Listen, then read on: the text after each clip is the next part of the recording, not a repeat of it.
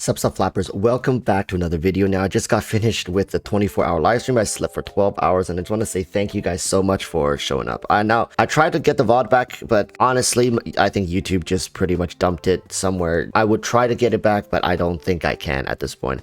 It lives on in our memories. What can I say?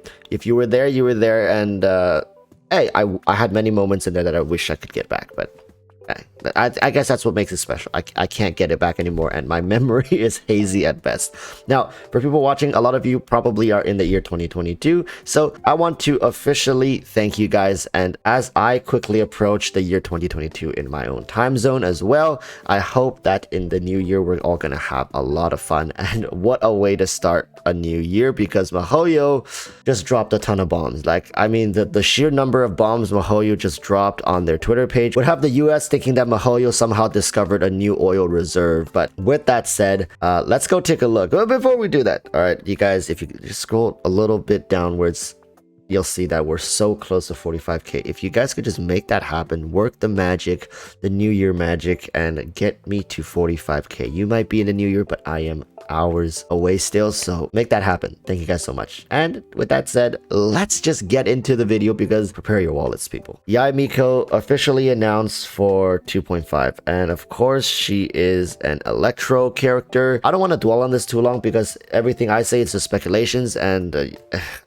you know, I'm just saying, all right, there might be people completely skipping 2.4 now simply because of this announcement. People, go hard, all right, go hard. I want to see the Yae Miko train taken off straight to the moon, nay, to frickin' Mars, all right, people, get it going, get it started. Now, moving on, we have the weapon banner. Now, this is a very particular weapon banner because the value is questionable for a lot of people, right? The spear is actually a standard spear. You can actually get the spear. It's in the same category as something like the Wolf's Gravestone. It's the same as putting Amos Bow, Aquila Favonia, and you'll see, like, it's really for people who absolutely need this weapon. And in a way, it is a universal weapon, but this new weapon, we do have to take a look at it. All right, let's take a look at this new weapon. Now, it's a Calamity Queller polearm. It has an attack percentage, and it's quite substantial.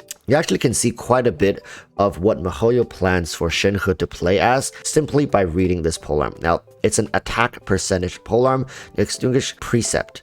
Gain 12% all elemental damage bonus. Obtain consummation for 20 seconds after using an elemental skill, causing attack to increase by 3.2% per second. This attack increase has a maximum of 6 stacks, so it's roughly like 19% attack bonus. When the character equipped with this weapon is not on the field, consummation's attack increase is doubled. So now you guys quickly see what this is meant to be as. For the ones who are paying attention to the detail, yes, this weapon in essence is basically allowing Shenhe to stockpile a ton of damage and come out essentially almost as a tactical nuke to facilitate damage downtime. Now, this immediately makes me think that Shenhe is in a way going to replace a lot of Rosaria positions. And I think currently with a lot of cryo teams, Rosaria's position in those teams at times is invaluable, because you simply don't have another way to get a second cryo character that can facilitate the downtime quite the same like Rosaria, and also apply great buffs to the team. So with this, you essentially have a better option. Not only does Shenhe have cryo damage bonus built into her kit, now she also facilitates great as DPS has downtime or is swapped out waiting for CD. Now, if you also paid attention during the live stream, you'll see that Shenhe's elemental skill was able to generate 2 particles. So with that, we could assume that it's going to be a skill that generates either 2 or 3 or 1 or 2. Now, hopefully it's 2 or 3, so she definitely has the potential to generate some particles as well. Now, with this all tied together, the quick and easy choice would be someone like Ayaka. Now, yes, Ganyu could also use Shenhe's help in a couple teams, but don't worry, I'll make a video talking about that tomorrow. All right, now you just need to focus on this spear. It's a great spear. It actually facilitates exactly what you need from Shinhe. It gives Shinhe an additional tool to be useful on many teams and not just be in the back functioning as a cryo support or buffer. Alright, now moving on to the banners. Straight from the get-go, this banner seems already quite enticing, alright? Now, some of you might be like, well, Walrus, I don't care about any of the 4 stars on this banner, right? Well, yeah, I think Chongyun and Ningguang definitely have their places in a lot of teams. They oftentimes aren't really sitting atop the list anymore for characters that people are dying to get. Now, do remember, in 2.4, we're also getting the character selection option of picking a ton of 4 stars of our choice, and Yunjin is one of those options. Now, of course, with the 4-star characters MiHoYo has been releasing recently, getting one oftentimes is not enough, and they are functional at best. So if you're able to snag up a couple Yunjins here and then get that constellation as well, then you'll be setting yourself up for a great Yunjin to facilitate some new teams. Of course, with Shinhe here, there's nothing more to say. This banner is going to be quite popular, but again, just wait on my video regarding the Shinhe discussion, because I do think there's quite a bit of detail we have to get clear with this character before you kind of dive nose deep into her banner. Now, moving on, of course, we also have the Zhao banner. Comparing these two banners, there's not much to compare because they're essentially the same banner with the 5 stars different. Now, like I've always said, Zhao's still a good character. Pull for him if you really love him. If you want to deal with the difficulties that MiHoYo is currently throwing towards him, it's fine. He's still functional. He can still fully clear Abyss 12, even at C0 if you are willing to dump the resources, right? So I wish you all the best of luck for this. Now, moving on to the next banners. Now we have the Zhongli banner along with the Ganyu banner. Now, if you're gonna ask me, I'm gonna straight up tell you guys, not only is this banner better with the 4 stars, but also the 5 stars. It's almost like if you're just starting out the game, getting these 2 banners will mean that you're essentially set up to clear the game already. It's quite insane how much value is slapped onto this banner. I thought for sure MiHoYo was gonna put 2 duds as 4 stars on these banners simply because of how good the 5 stars are, but it turns out they simply just wanted to add more value.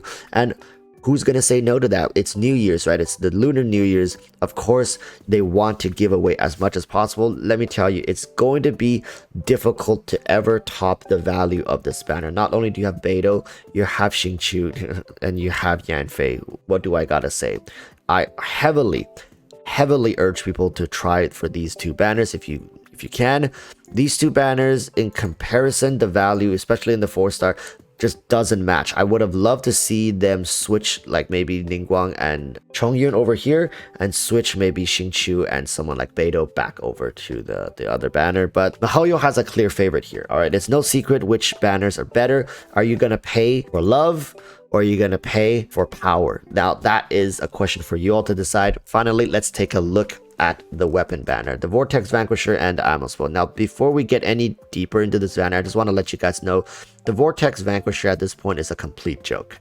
I don't think I'm going to be the first one to say this, but Vortex Vanquisher on Zhongli is it just doesn't work, man. Like, with the rework, Zhongli with this weapon just feels like he's heavily conflicted. You might be like, well, Walrus, what about the huge shield bonus? Like, yeah, dude, you don't need it. All right, you don't need the shield bonus. It's quite excessive oftentimes, and I feel like unless you're really pushing for the most extreme of content, Zhongli's shield is plenty enough. And at times, you'll see most people even running the Favonius Lance with Zhongli nowadays just to facilitate energy particles for the rest of his team, and they value that way more than having an extra like 20% or something on his shield at Refinement 1. Don't let this spear bait you in, because I'm gonna tell you right now, you're gonna regret getting this spear for Zhongli, and don't come crying back saying, well, I wasted money on a spear that actually is dysfunctional on Zhongli.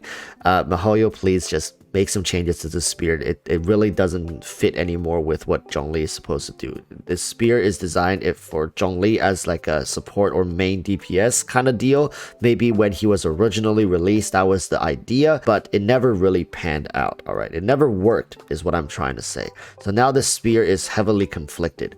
The ammo spell, though, quite the opposite. the single best bow for Ganyu. It makes her a complete different monster when you have this bow equipped. It actually is quite different even compared to something like the Skyward Harp. So if you could, definitely pick up the Atmos book, but it's such a high risk pulling on this banner, because if you land this spear, well, good luck. All right, have fun. I'm not saying it's bad. I'm not saying it's bad. It has its uses. It's decent, but you know, maybe MiHoYo should just change the substat of the spear to HP percentage, and then it likely will see a huge jump in value just from that change. But with all that said, what are your plans for the next patch? Look at these banners. Like, for free to play, it's like seeing a bunch of gold, but you can't really touch it, right? You see a whole pool of gold coins, and you can only like squeeze your hand through the railings and reach one gold coin, and it's whichever one that you can get your hands on. I do have to ask you guys, do you think this is a good way to proceed going forward with the sheer amount of stuff that you can choose from? It's like, do you have sensory overload now? Remember, Yae Miko is also announced now, so my mind is exploding. I just finished a 24-hour live stream, and now I'm back at it again. I don't know. MiHoYo just has no stop button. I think we're now at the highest point of MiHoYo hype train. Is like the choo-choo train is fully loaded with gas, and we're just going gas all the way now, probably straight to the Lunar New Year. I'm so excited for Genshin Impact in patch 2.4, and I hope you guys are as well. Once again, thank you guys so much for watching. If you made it all the way to the end of the video, I wish you guys the best of luck for summoning. I hope you all get your favorite 5-star character with one single pull. The dream. All right, but with all that said, I think it's time for me to finally go, and don't worry though, I'm gonna see you guys again in next year, in a couple hours for me. Maybe some of you guys are already in the next year. Then I'll see you guys tomorrow. Until then, urge you all to stay safe, and peace. Bye bye.